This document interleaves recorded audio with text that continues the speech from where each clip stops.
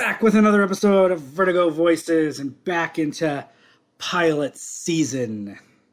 Aren't you excited? Yeah, if you're listening to this episode, that means you survived the comic book mystery box episode. Which I still maintain is a fabulous episode. I guess time will tell. Mostly because I got a shitload of comics. So today we are watching the pilot for Swamp Thing, the 2019 TV series created by that noble failure of DC Universe streaming app. This is the noble failure of the noble failure. This series was canceled before it premiered. Seriously? Yes. Like the day, let me see, series premiered. No, I guess it doesn't say. Yeah, it was basically canceled like the same week that it premiered. Why? Because they did. Who knows? There's like a million different theories. I'm sure we'll talk about it as we watch. But okay, so I've got the Blu-ray of Swamp Thing in the Blu-ray machine there, and going to hit play on the pilot in 3, 2, 1, play. Here we go. Let's see if there's. Oh yeah, DC Universe Originals. Splashing noise.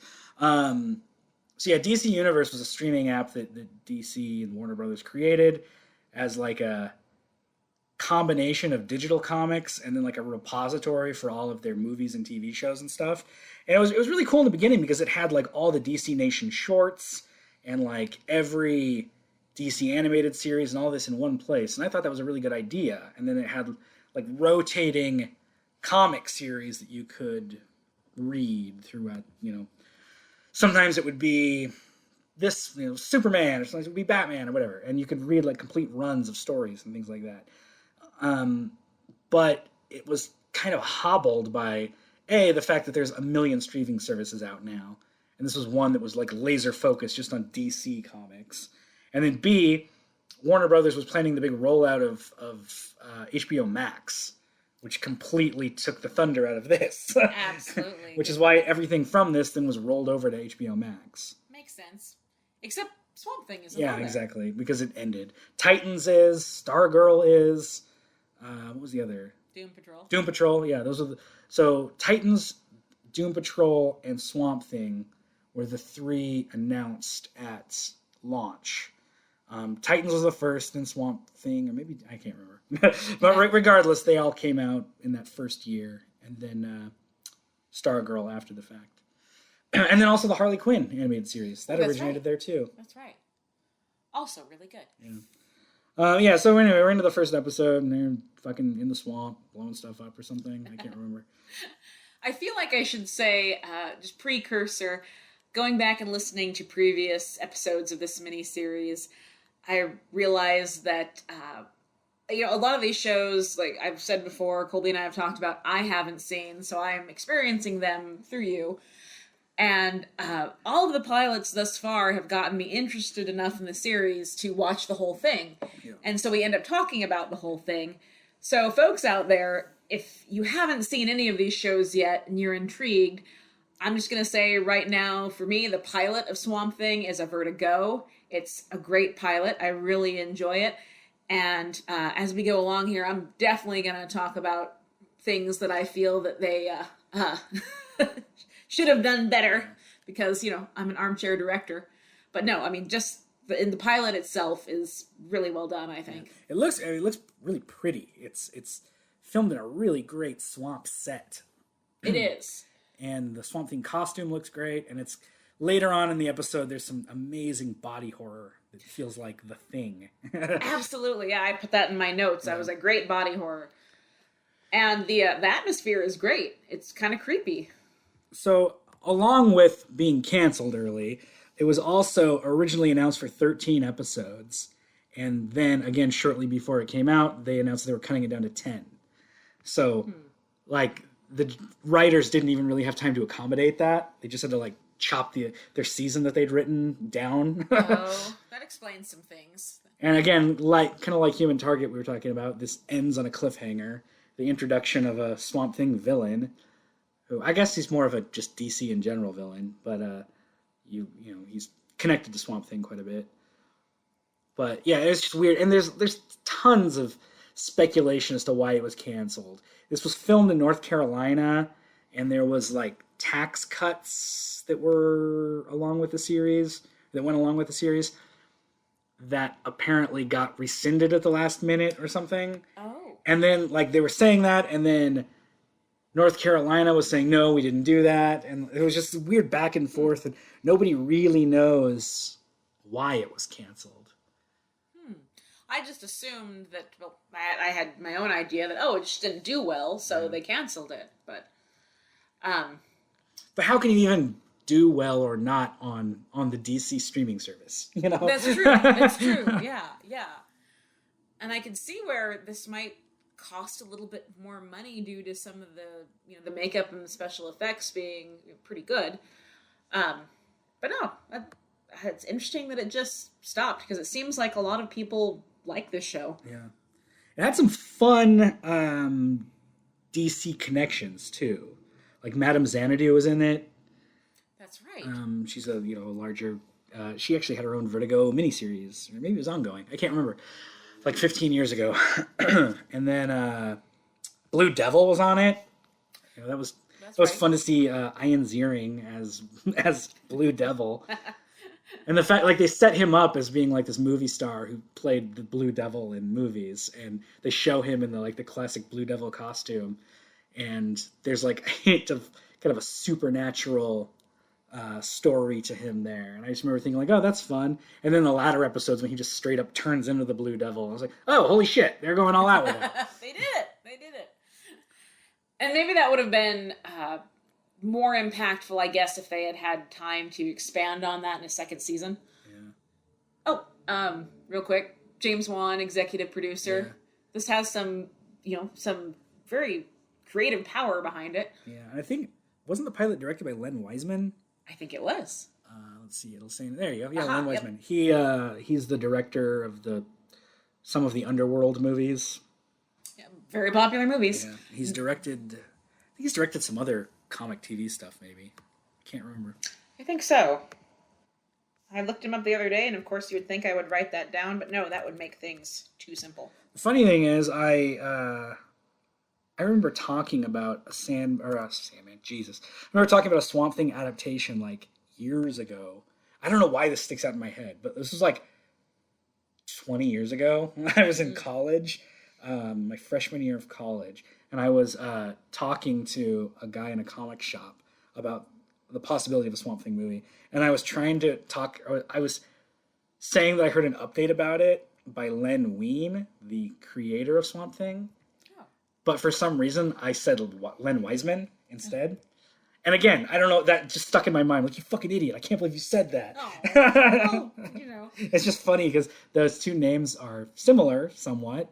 And Len Wiseman ended up directing Swamp Thing, so I was right. Exactly. You were not off. I was precognitive in that. So yeah, he directed the pilot of Lucifer, as well as an episode of The Gifted, which is the X-Men TV series. And he produced a bunch of episodes of Lucifer and a bunch of episodes of Gifted. What other movies has he done, too? Let's see. Underworld 2, Underworld 4, Underworld 5. Live Free or Die Hard. Total Recall.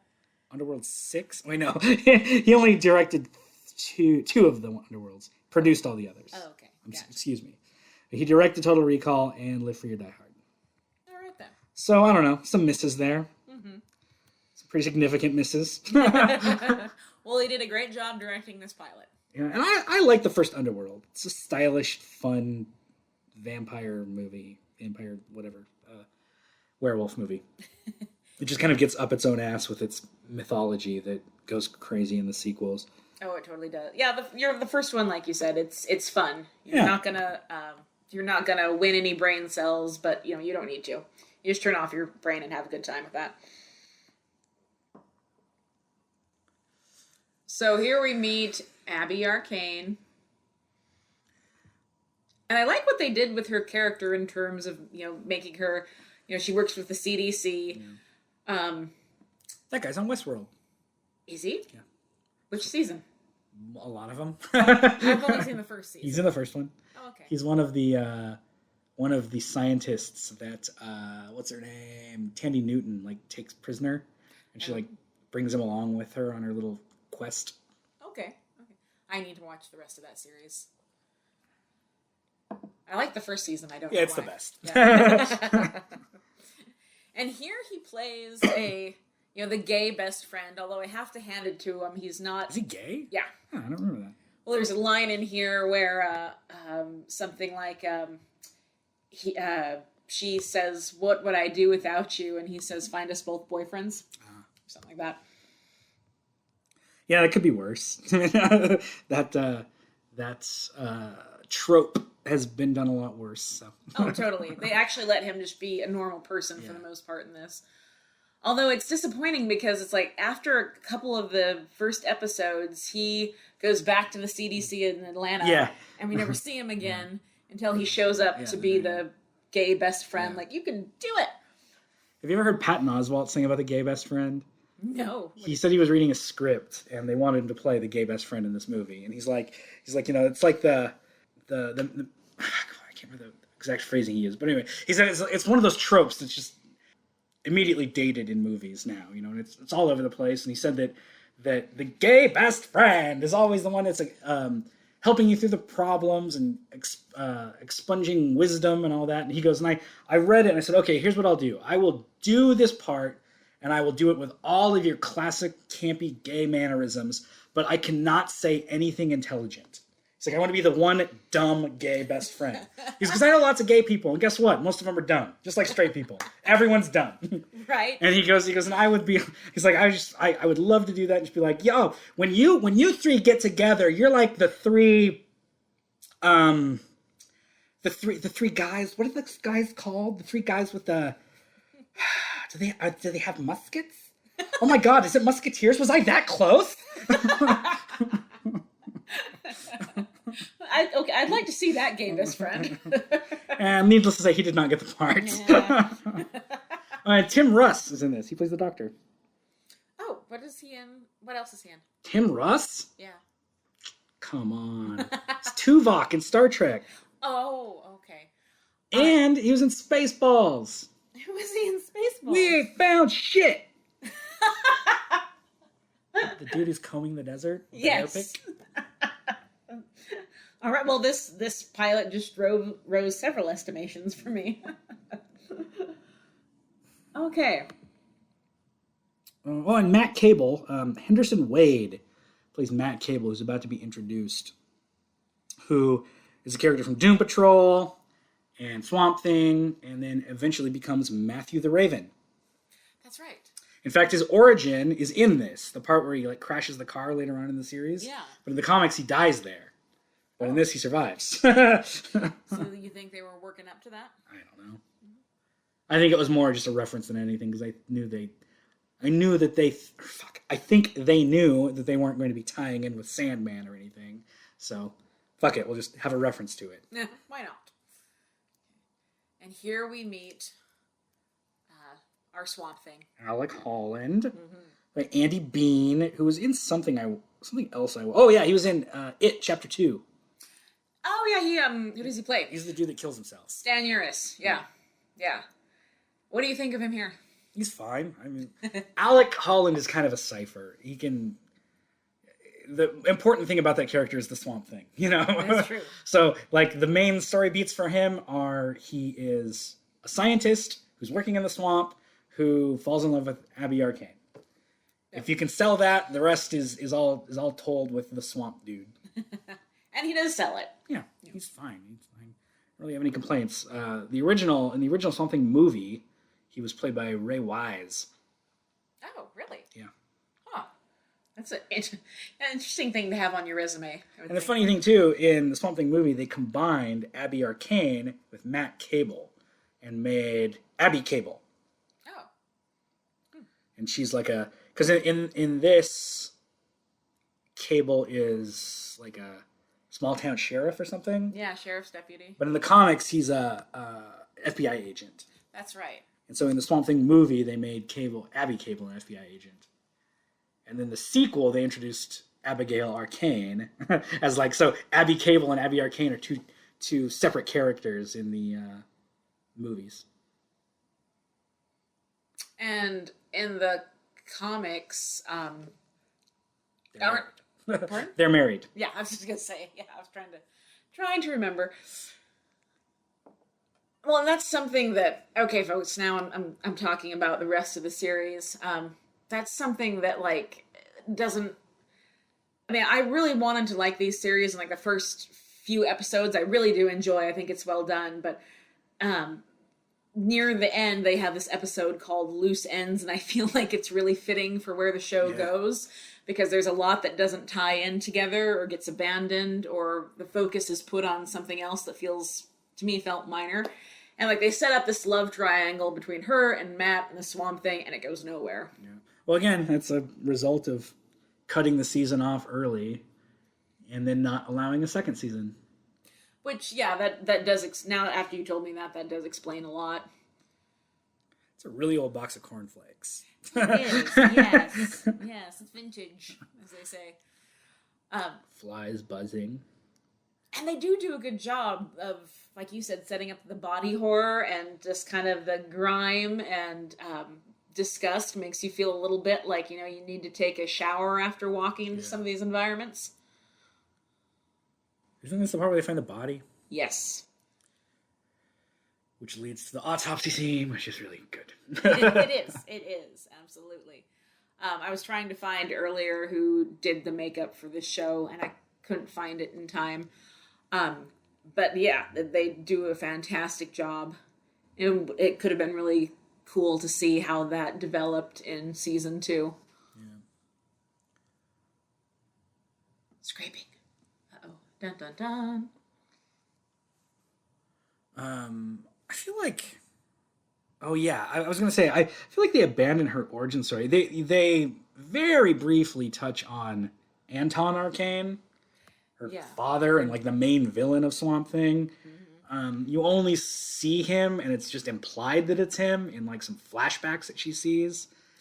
A very cheesy flashback. Yeah, exactly. Yeah. And I feel like that was a huge missed opportunity, because Arcane's a fucking great villain, and I don't know. I wanted to see him. Yeah, it could have been scary. I think that's what they were going for. They were trying to make it scary. He shows up as a faceless man. Yeah. And unfortunately, I giggled more at that scene than I didn't. Yeah. Did you know that after the series ended, it wasn't the last appearance of Derek Mears as Swamp Thing? No. He has one final appearance in the final episode of Crisis on Infinite Earths. Really? Yeah.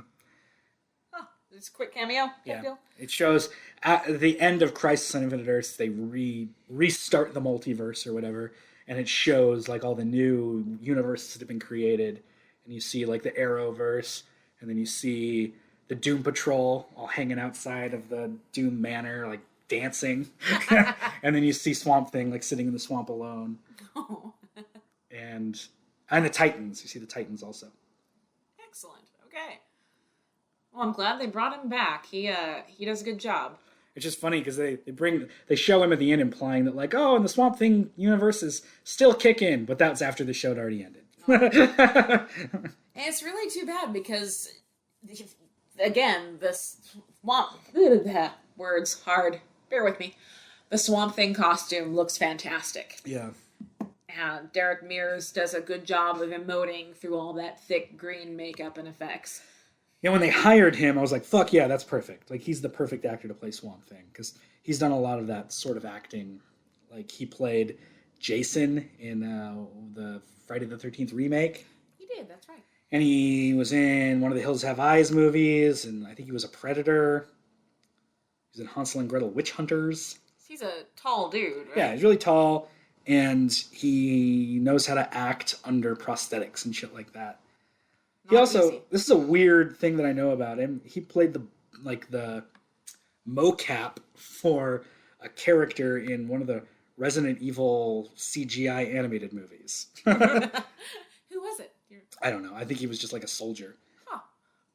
I only know that. Oh, Resident Evil Degeneration. He played Curtis Miller and G. And G. All right. I only know that because I watched the special features on that DVD. Well, a long career. Oh, he played Cyclops and Percy Jackson. I haven't seen that. Me neither. Not one that's high on the list. Yeah, he's done a lot of work under prosthetics, like Doug Jones. There you go. It's like a tall, muscular Doug Jones. I think it was on Cinema Blender, they did an interview with him about this, and he referred to the Swamp Thing costume as the Cadillac of suits. Oh, yeah. Apparently it was a lot of fun to wear. Yeah, there he is. See, he played Swamp Thing on Legends of Tomorrow. There it is. He's credited. Oh, he was on The Flash, too. He played Dwarf Star. I forgot about that. I have not seen that's on HBO Max, right? I should be watching Is that. it? No, I think it's still on Netflix. Oh, okay. Dwarf Star was he's like the Atom. He's like an evil version of the Atom. Okay. In the comics, he was on the Secret Six. Bane made his own Secret Six, and he was one of them. Huh. I confess I'm not too familiar with Dwarf Star, and He's a new-ish character. Let me see, hold on. Oh, he played a Kree on Agents of S.H.I.E.L.D. also. Funny thing about Agents of S.H.I.E.L.D., it doesn't matter. It's like not tied into the Marvel Cinematic Universe anymore. it's like they tried and they failed. One of my favorite things about that show is, like, in its second season or so, there was an interview with the creator, Joss Whedon, who said, like, as far as I'm concerned, Coulson's dead in the movies. It was a mistake to bring him back. So, like, that show doesn't exist anymore. Like, wow, the creator of that show didn't like the idea of creating it. So... It was a misguided concept. Yeah, Dwarf Star was created in 2006 by Gail Simone. Huh. Well, I like Gail Simone. Yeah. Okay. Yeah, he's done a lot of stuff. He has. More than you'd think. He was in Comedy Bang Bang, for God's sake. I haven't seen that one. It was a podcast that got turned into an IFC comedy chat show. Scott Aukerman. Originally, it was Scott Aukerman and Reggie Watts. And then Reggie Watts left the show. So it was Scott Aukerman and Weird Al Yankovic. Was it good? Yeah, it was funny. All right. Okay, so here we are. They're going out to the swamp for the first time. Abby Arcane and Alec Holland. And they do a good job, I think, of setting up the eventual Swamp Thing reveal. Here's one thing I'll say. He jokes about like wearing flip flops because they're comfy. Mm-hmm. Like, you wouldn't wear flip flops in a swamp. You would not. No. Especially if you're a scientist and you know what kind of shit is out there. Exactly. Well, it may seem like a small nitpick, but throughout this series, there's a couple times where Abby is like, "I have to go out to the swamp," and I'm like, "Put on your wellies. You don't wear your Nordstrom booties out to the swamp." But anyway, wherever this, I want this, his house on the bayou here to be a real thing because it's very cool, and I want to live there. I want to look at it from a distance and say, that looks creepy, and then walk away. Not spend the night. I'm trying to figure out if the town that it's set in, Murray. I'm trying to figure out if that's in the comic or not, because there's like a lot of Louisiana towns that pop up in the comics.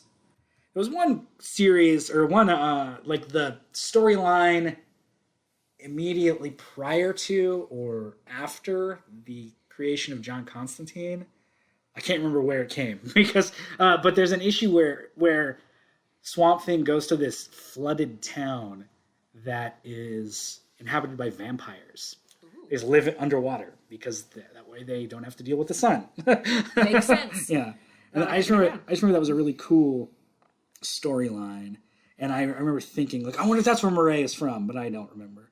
I don't think so. They just made it up for the show. Maybe, I don't know. Let me look. Murray DC Comics.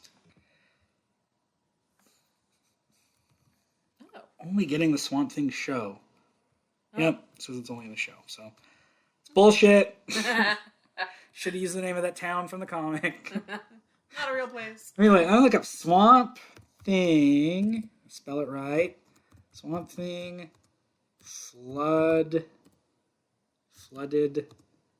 vampires. See what that town was called. Going. You evade my questions, Constantine. This game that you play is dangerous. Swamp Thing number 38. Again, cool cover. Oh. Rosewood, Illinois. Well, that's bullshit. Illinois is stupid. Why would you... Why would you live there as a vampire? Well, correct me if I'm wrong, but that was an Animal Man also, that same town. Oh. Someone likes Illinois. Wow. Those same vampires showed up in an earlier issue of Swamp Thing. Weird. I think I have that issue. I do. Hello. That's crazy. I had no idea that was like a sequel. That issue was a sequel to an earlier issue. Ah. So this is Swamp Thing Volume 2, so Saga of the Swamp Thing, Issue 3 from 1982. Now, a major motion picture from Avco Embassy. You guys remember Avco? That's funny. This was before Alan Moore took over. What year did he take over again? I want to say like 84. Okay. And correct me if I'm wrong, but didn't some of the first Swamp Things, weren't those set in like Romania or something? I can't remember. So the original appearance of the character wasn't Alec Holland. No. That was, so let me see. Swamp Thing. It's trying to autofill flooded vampires now. I can't remember the original Swamp Thing's name.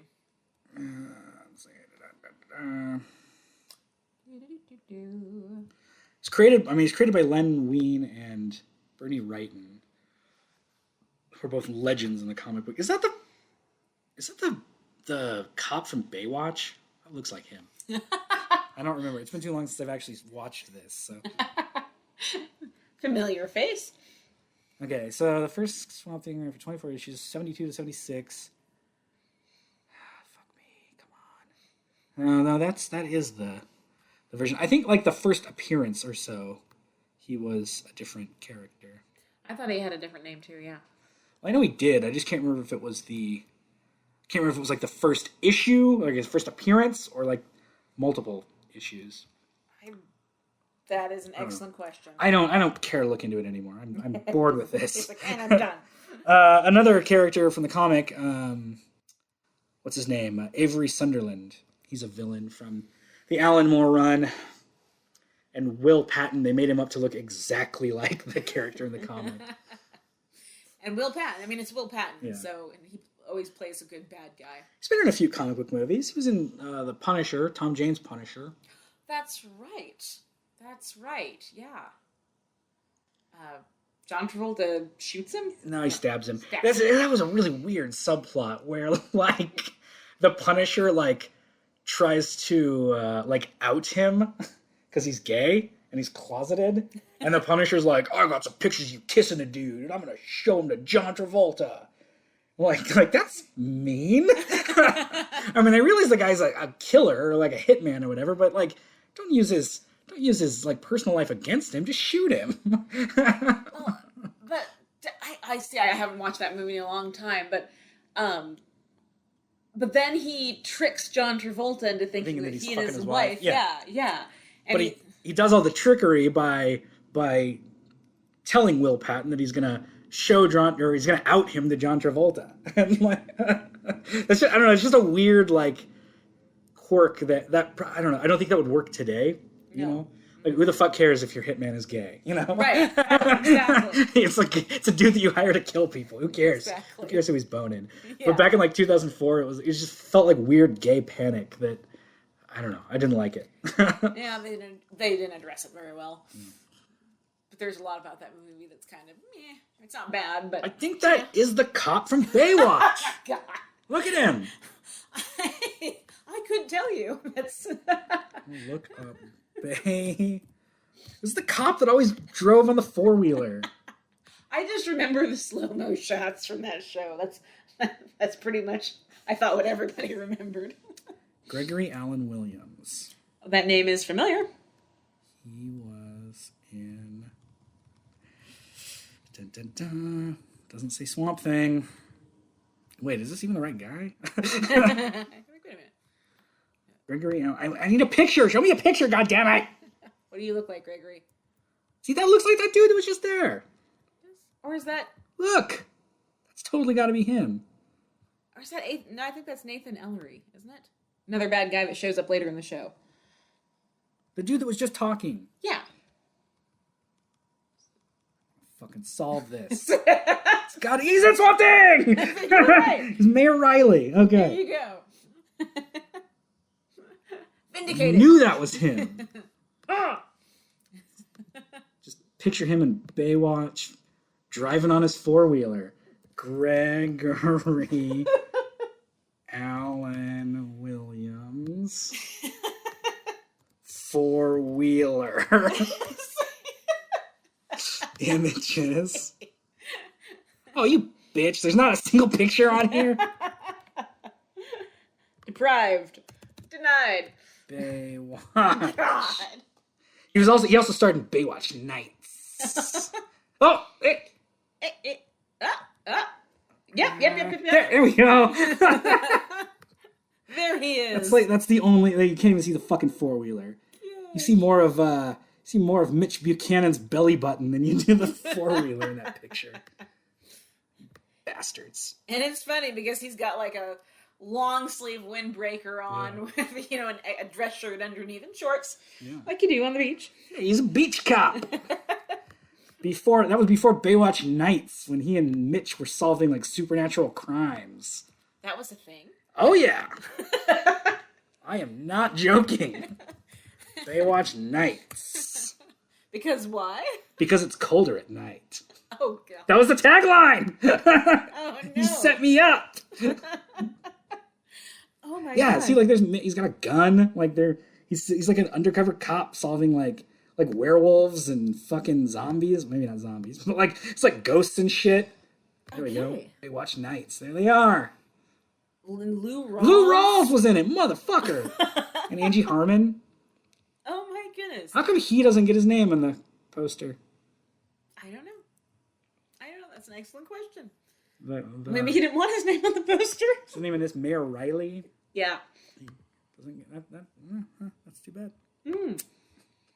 How long was Baywatch Nights? I don't know. Probably a season. 95 to 97, but 19 episodes. Officer Garner Ellerby. All right then. Wow. Fuck. Indeed. Well, now he's in Swamp Thing. Oh yeah, this is a cool scene. This is like the crazy body horror thing shit. This is like this. This is the whole episode. This makes the episode. Right. It's a fabulous homage to the Thing. Looks great. Freaky, slimy, gross. Some of the best body horror that I've seen in a long time. With some pretty that is obviously CGI right there, but some fairly seamless CGI in some scenes.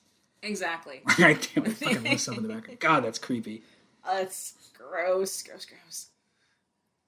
It's like you watch it and you're like, you can almost smell the guy. Reminds me too of the movie Slither. I have not seen that yet. James Gunn. I've been meaning to watch it. I just haven't got around to it yet. It's got a lot of practical effects like that. Which looks very cool. And then this child here, she's also for those of you at home, there's a kid in here in the pilot who comes down with the green flu, this virus that's affecting the town, and then she gets adopted by the Sunderlands later on as this pseudo daughter. Forgot about that. And you never see her again. Yeah, it never factors in. Quick, kick it with your flip flop. Take off your flip flop and beat it. Yeah, that was a weird subplot, and I don't think that's a character from the comic. So it's one of those that, who cares? Right. From my point of view, come on, give the A plots to the characters from the comics. Please do. And have we had the part yet where she runs into the Sunderlands and Mrs. Sunderland says that when this is done, get your ass out of town? I don't think so. I don't think they've met yet. Okay. Or maybe, I don't know, was that when I was sidetracked by the cop from Baywatch? Yes. We don't care about who the original Swamp Thing was, but we must know about the cop from Baywatch. Yeah, you're right. Priorities, damn it. Although now I feel like my pop culture knowledge is richer for knowing that there was a supernatural Baywatch show. Vaya con Dios. It's a clever way to burn a monster tree. Or monster vines. You know, I was just thinking about other Vertigo shows that we haven't talked about yet, and tertiarily tying them together. Did you know that there was an Animal Man animated series? I did not. It's a series of animated shorts for DC Nation, which again, back when DC Universe app was around, you could watch them all on there. And it was just a series of like comedy shorts where Animal Man was played by Weird Al Yankovic. Oh, how did I miss that? No. There was also some Doom Patrol shorts too. Are they moved it to HBO Max? Nope. All the DC Nation stuff just got wiped away. Oh. DC Nation was like a block of programming on Cartoon Network that would air Saturday mornings between episodes of, I think, Young Justice and Beware the Batman. And they would just have like shorts of like 2-minute. So there was, and Shade the Changing Man had one too. There was Shade the Changing Man, Animal Man, Doom Patrol, one called Tokyo Batman, one called, I think, something like Life in Metropolis or something. And it was just like shorts focusing on Lois Lane or Jimmy Olsen or whatever. I think there was a Bizarro one maybe. And then there was Teen Titans, not Teen Titans Go. There was like another little series connected to Teen Titans and Teen Titans Go. And then there was some like live action stuff like testing the gadgets of the DC universe. Like they had this dude, this like bow and arrow expert, fire a punching glove arrow. And then like they had somebody, I don't know, like Catwoman's whip or whatever. Maybe I think they did one about one of Penguin's thing, umbrellas or something. But it was like a fun like DC in real life. And all of that shit was on the DC Universe app, but now it's gone. Oh. Has any bit of it been uploaded to the net? I don't know, probably on YouTube somewhere. Have to look it up. I really wanted them to release it all, like just all the DC Nation shorts on like a DVD. The funny thing was though, when that came out, when the DC Nation block of programming came out, they had some ads for stuff that was never actually shown. Like one of them, years ago, there was a short, probably like a 3 or 4 minute short for Blue Beetle. It was like a live action Blue Beetle short that was just filmed as a proof of concept for like a possible Blue Beetle movie. And a clip of that was shown in the ad for DC Nation. And then there was another one, there was this video game that came out in like 2012 or so called Gotham City Imposters. And it was like a run and gun, kind of like Fortnite style game. Not really like Fortnite.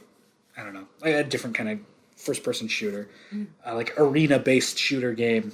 And you played as people dressed like Batman or Joker.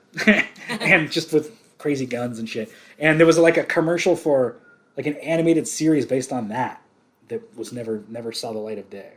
Never materialized. Yeah. Well, it sounds like they had some good ideas brewing, maybe. Shame that they didn't get their full turn.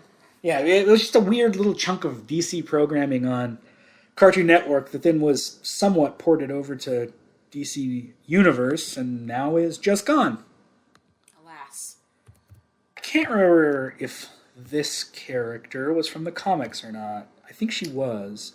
Liz Tremaine. She has a very comic book name. Liz Tremaine. Excuse me. Yeah, she's in the comics.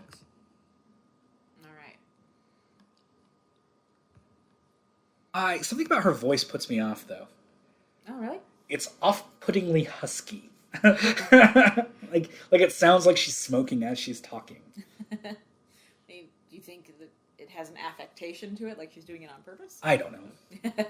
Whatever it is, not for you.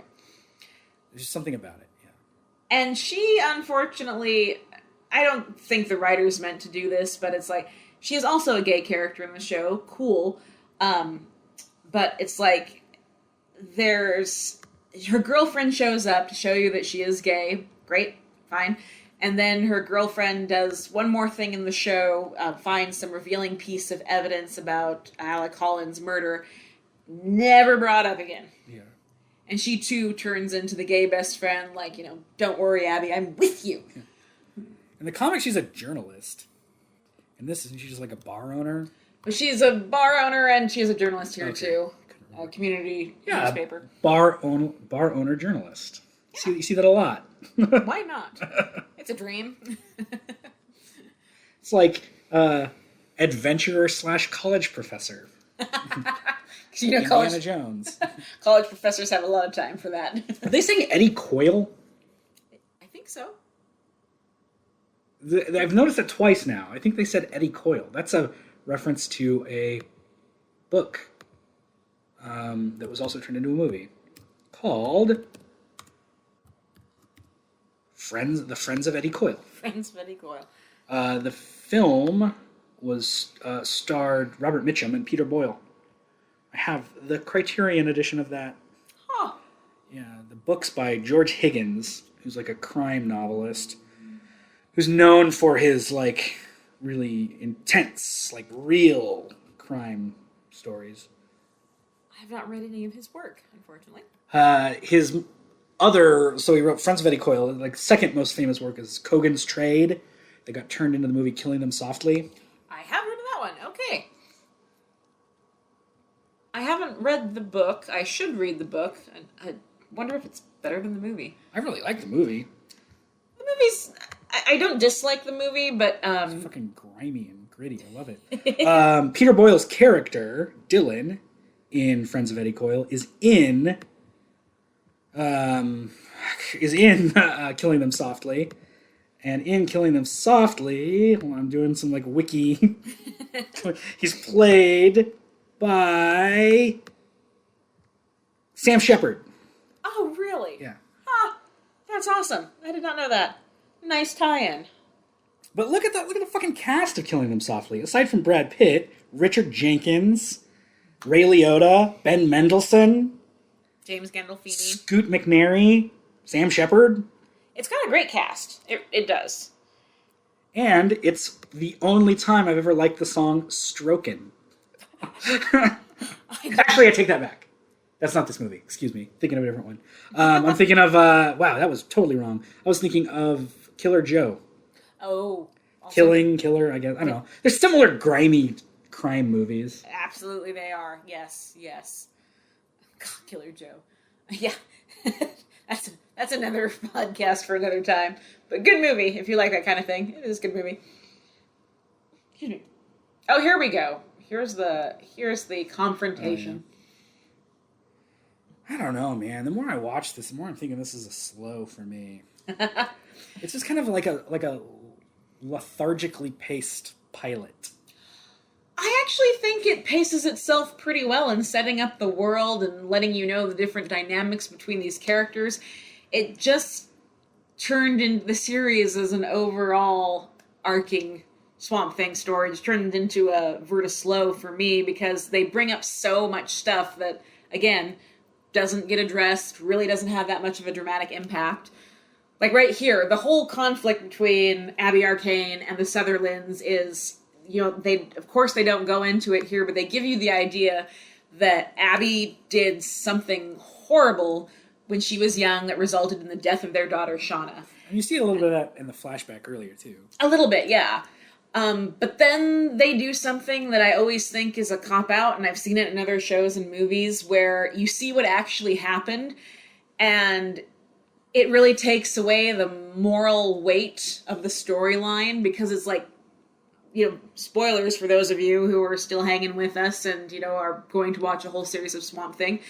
She playfully pushes the daughter off the bridge, who was standing there the whole time, like, trying to peer pressure her into jumping into the water. And then she gets drug off by some unseen entity into the swamp. which isn't bad, but you look at that and because like they set this whole thing up like, oh, it was probably grad night and, Abby was drunk driving or something, like did something really horrible. And then you actually watch what happened and you're like, that's it. And like, you've hated this girl since she was 17. Like, that's it. Yeah. So yeah, it really doesn't have much dramatic payoff, I don't think. Well, I mean, death of a kid, I get it. They're going to blame her for that. But why though? I mean, because it's not like it was a total accident. Yeah, but they don't know that. And she's the only one who was with their daughter when their daughter died. So I'm sure no matter what, there's going to be some rawness there. It's just as the audience find out the truth, but they never will. True. The family isn't. So I get the conflict between her and the family. At the same time, like at this point in the series, I don't fucking care. I want to see Swamp Thing. The show's called Swamp Thing. We're 45 minutes into it, and we have yet to meet Swamp Thing. And no Swamp Thing. See, I don't mind that, though, because they do a good job of establishing who he is before he came the Swamp Thing. And then when the reveal happens, you're like, oh, that's great. It looks so fantastic. It's me. It's the human target thing again. I want to cut to the chase. Show me the main character already. And I get we have Alec Holland, sure, but again, it's called Swamp Thing, not Alec Holland. Not the Alec Holland story. There's only so much Bruce Wayne I can take before I see Batman. Like, give it to us. And maybe on that note, this would have been more tidy and concise if they had actually made it like a mini series. Like, go ahead and probably. Make it 6 hours. Yeah, it probably, and that's a problem that at this time, like 2 years ago, probably 2 to 5 years ago, there was a real problem with length of streaming shows because we were in this transition phase that we're kind of still in, where we didn't really know how long series or seasons of series should be. Because we're used to the old network television 24 episodes a season of a show. Right. But now that storytelling is more concise in shows like this, and it's less episodic and more ongoing in terms of storylines, that necessitates shorter seasons. And like especially with shows like when Netflix was doing their Marvel shows, like Daredevil, Jessica Jones, those were all like 13 episode seasons, and they fucking dragged. They had some amazing stuff in it, but there was also a lot of filler because they needed to get 13 episodes because that's how long seasons were. Mm-hmm. And nowadays you can have a 6 or 8 episode season of a show, and it feels like much like all killer no filler. Yes, gets you to the dramatics quicker and more intensely. Like people were even accusing WandaVision of having too much filler, and it's 8 episodes, and because the first 2 episodes were a lot of mystery without much explanation. But see, that's something that I think a lot of people, I just don't agree with the idea. You hear people say this a lot because we're all critics and we all have access to the internet. And one thing I hear a lot in movie forums and on apps like Stardust is, well, it's a really slow burn. And it's like, it's not a slow burn. It's setting up the world. Yeah. And there are examples of shows where, yes, there's filler and you're like, that doesn't need to be there. And we can point out several examples here. But I don't think it's a slow burn or quote unquote filler to establish the world, to establish the characters. And yeah, don't tell me everything that's happening in the first 2 episodes. That defeats the purpose. It just depends on how it's done. And I feel like this could have been tightened up, this pilot. And I think that's indicative of the series as a whole. There just could have been some tightening there. Yeah, well, it starts out a lot of fun and like it has a purpose, but then it kind of, and it does have a purpose as it goes along, but again, it just kind of gets mixed into this fantastically atmospheric slurry. Yeah. Because with the pilot, the whole point is, okay, what's causing this virus, the green flu? And the green flu goes away pretty fast. Yeah, exactly. And then it turns into corporate pollution of the swamp and an environmental message, and then you've got all this personal aside stuff going on, and then there's some double crossing that they want you to be surprised by, but you're really not surprised by. And I like Kevin Durand in this. Oh yeah, he's not even in the pilot, is he? No, he's not. He's not. That's true. He doesn't show up until later as Jason Woodrue. Who was also played by John Glover in Batman and Robin. Yeah. He is the... In that, he creates Poison Ivy and Bane. That's right. Oh my, I haven't seen that movie well, since it came out. But I totally forgot about that. Jason Woodrue, Batman and Robin. Here we go. There he is. Who is that? It's John Glover. Well, guess I know the actor. He looks familiar. He looks crazy as hell there. Oh, John, you don't know who that is? That's the dude that I said should play Kane. Oh, it's yes. Lionel Luthor in Smallville. And been in a ton of stuff. He does look a lot like... I see the Kane. Yeah, I see the Kane there. Okay. And he was in... He's in RoboCop 2. Anyway, yeah. So Jason Woodrue obviously becomes the Floronic Man. And I remember when this series was airing. Jesus Christ, they're still talking. We're almost an hour into this. There's no Swamp Thing yet. When this series was airing, and they were like, "There's a big surprise at the end of the last episode." And in my heart, I was like, "Oh, please, God, let it be John Constantine," even though knowing that it wouldn't be. And then, sure enough, it was not. It was just fucking Floronic Man, and that's cool. Like, it's nice that they've worked him into it, but it's one scene. Right. Doesn't really matter in the grand scheme of things. No, it doesn't. And they make him look really monstrous. Yes. Like he looks like a demon in a fucking, I don't know, Hellboy movie or something. But one of the things I always liked about Floronic Man in the comic is they always give him a very human-looking face. Right. And he's just off ever so slightly. Yeah. There's an issue of JLA, I think it was back when Morrison was still writing it, where... I take that back. It wasn't JLA. The JLA were in it, but it was an issue of Starman where Floronic Man was in it, and he is like he's like a Arkham prisoner. Oh yes. And like Batman brings him in to this story so that they can, because they're trying to save Solomon Grundy, who's he's a character who's connected to Swamp Thing and the Green and all that too. He's one of those plant-based characters. So they get Woodrue to grow a psychedelic tuber that they all eat, like all the superheroes eat, and it like connects all their minds in the psychedelic plane into Solomon Grundy's, so they can try to rescue the good side of Grundy from the bad side. So he does have extensive comic history and lots of different tie-ins. I haven't read any Starman. I need to catch up on that. It's a great fucking series. But yeah, Floronic Man. I think that might have been the first story I read of Floronic Man. Oh, where he appears? In his original, I think he was originally an alien, or maybe he still is in the comics. Floronic Man appearance from the Green Lantern. Plant Master. It says his alter ego is Jason Woodrue. Yeah, but I think he was like an... I don't know, it's just an experimental formula. I don't know. For some reason, I thought there was like one continuity where he was an alien who was just pretending to be human. Oh. And I don't know. Who the fuck knows? Who the fuck knows? All right, 52 minutes in, and still no Swamp Thing. Still no Swamp Thing. Well, and this is kind of where they hamstring themselves too, because they're trying to set up this love story.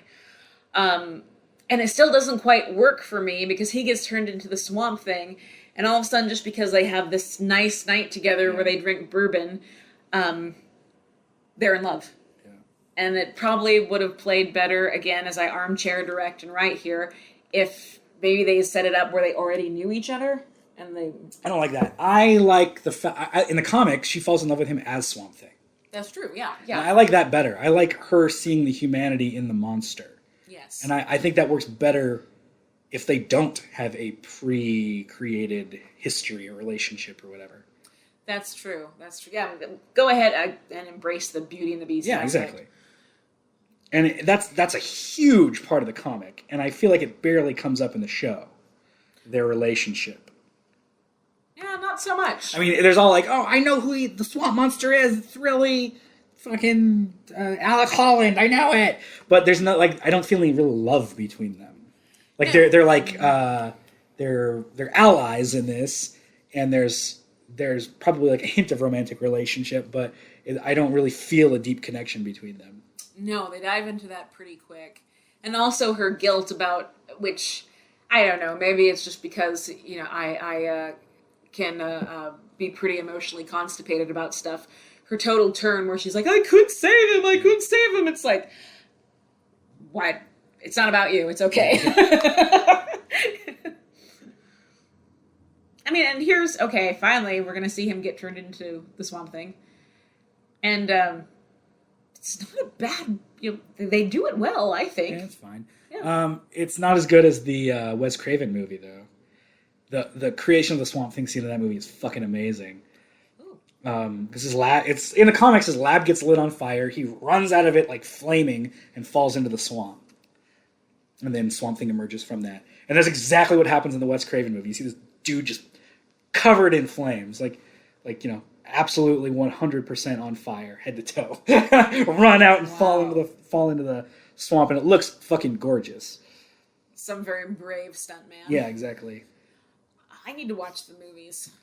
The Wes Craven one is fine. It feels very dated, and it's a good origin of the story, but it's totally a result of its time. Mm-hmm. Like, it doesn't really hold up. Like, the suit looks stupid. You know, you can see the seams. It looks like just a dude in a green wetsuit. But the actor, Dick Durock, who plays Swamp Thing, does a hell of a job. He has a lot of emotion in his eyes. Mm-hmm. And there's a reason that he played the character in 2 movies and a multi-season TV show, too. Mm-hmm. Well, it's not easy to do, to act through all that makeup and prosthetics. I think Derek Mears, who plays Swamp Thing in this, is a good, like, spiritual successor to that role. Agreed. Here we go. Almost Swamp Thing time. Woo! And again, it looks great. It looks really cool. And I like the opening theme by Brian Taylor. He did a wonderful job with the theme. And the colors. Yeah.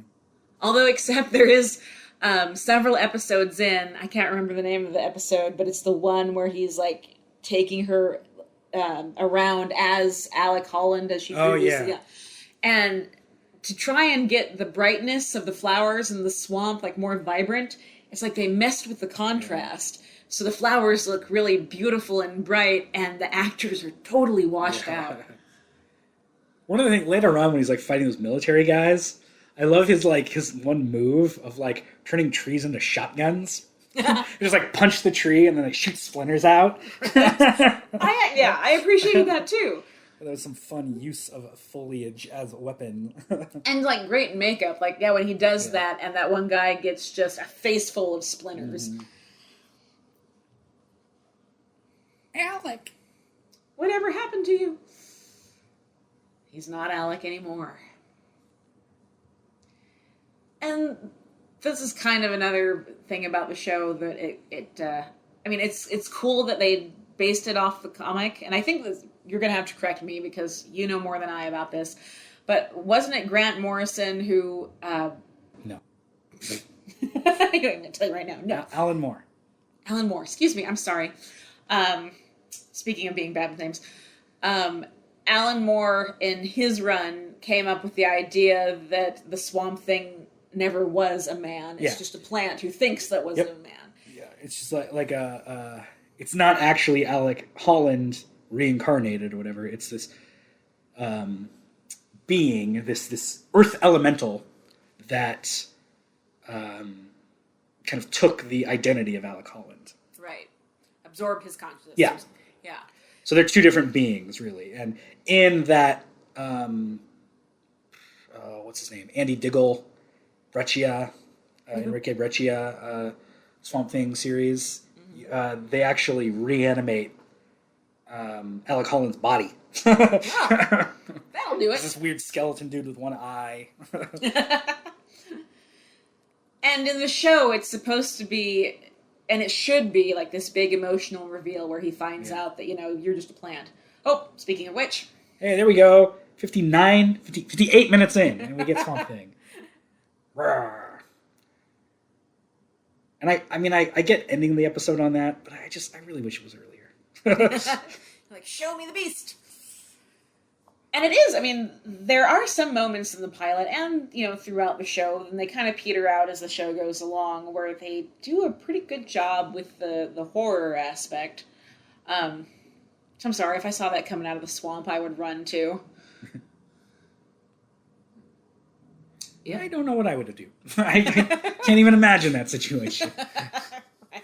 The end. We got about 40 seconds of Swamp Thing. And there you have it. So yes. Yeah, that was Swamp Thing, the pilot episode. Like I said, it's a very slow for me. I think it was good, but I really wish it was better. Mm-hmm. And that's kind of diminishing. I don't know, whatever the term is. That's kind of like not fair, because the show did a lot right. It looks gorgeous, and it's got a good cast, and was fairly well directed. I wish it was just tighter, like so many things. I wish there's a lot of shows that just get too wrapped up in long flowing stories. I'm like, no, tighten it up. Right. Well, yeah, me too. I mean, for me, like I said, the pilot is a Vertigo. I think they do, for me anyway, they did a good job of hooking me in and making me want to know how is this going to play out. But like you said, as it goes along, there's a lot of things that just need to be more streamlined. And there's a lot of side journeys to characters that you just don't care about and really don't contribute much to the overall story. Yeah. But I mean, it could be worse. And fuck, I've seen Return of the Swamp Thing, so I know it can be worse. Oh, it could always be worse. The other Swamp Thing TV series, I have a couple seasons of that. I don't think I have the last. That's a fucking rough watch. It's fucking boring. It's so boring. That will test you. Yeah. It's Swamp Thing hanging out with a little kid, whining. Swamp Thing's in every episode for about 2 minutes. Mm-hmm. Arcane is a completely different, like, over-the-top villain. Oh. I remember a PSA from the 90s from that Swamp Thing TV show. It used to air on USA.